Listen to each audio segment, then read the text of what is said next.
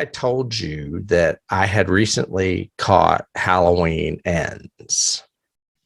Yes. Which is the last of the recent Halloween trilogy produced by Jamie Lee Curtis and John Carpenter. Basically what I'm calling their retirement fund. Because, I mean, literally, they're like, you know what, let's get together. We can do this. We basically own this because we're the major operators and make some money. And I don't blame them. And I actually really enjoyed the first film because there were really cute homages to the original, usually with like a camera shot or a scenario or something. And I was like, oh, well, this is cool. But you know what? Once you see that in 3 movies, it gets kind of old. And Halloween Kills is just a hot mess, the middle one.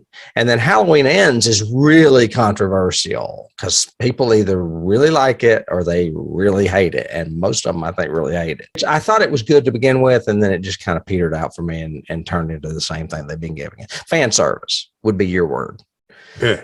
However, so I thought, you know what, this franchise has been around. You know, there's like 13 Halloweens out there, including the Rob Zombie one. So I was like, you know what, I'm going to go back and see just how bad 3 and 4 were. So I watched, not 3 and 4, 4 and 5.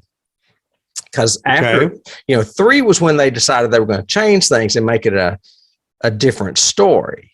And then, right, that's one with the kids, right? It is. Masks, and the whole Sam Hain cult-like thing going on with the corporation. And I really enjoyed it at the time. People hated it. And now people love it. So I guess I was ahead of my time. I don't know.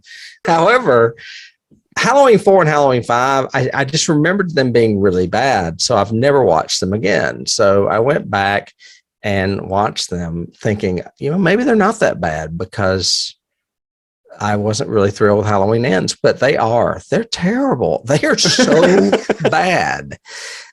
I didn't realize the history of them, but apparently 4, 5, and 6, which I did not see, number 6, that is called The Curse of Michael Myers, are known as the Jamie Lloyd trilogy. And Jamie Lloyd is that little girl you see reflected in the knife on the poster behind me. So she becomes Michael or something? Kind of. Well, they hinted at that at the end of Halloween 4, but then they kind of threw it out the window in Halloween 5. She is Laurie Strode's daughter, who I was like, wait a minute. I don't remember this. I don't remember Laurie ever getting married. Well, after Halloween 2, when Michael Myers burned up, if you don't remember, she apparently off screen married some guy named Lloyd, Mr. Lloyd. They refer to him if you could look him up on Wikipedia.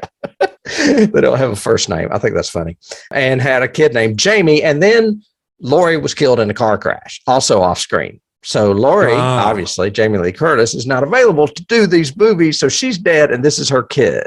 And basically, the body counts are up because Michael's back and they got to kill everybody.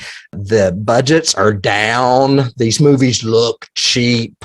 Even his mask is not right. It's too white and the hair is almost blondish in color. It's just weird. And fucking Donald Pleasance gets crazier and crazier as he goes. He's just insane. He's got a burnt hand and a burnt face because of Halloween 2. They do touch back on that. But he's running around trying to protect Jamie, and they're just 2 terrible, terrible movies. And I was going to go on to watch the 6th one just to finish the trilogy. I just couldn't stomach another one, so I just didn't. That's it. That's my genre week, revisiting Halloween 4 and Halloween 5. So for those of you out there interested, I don't know that I'd bother.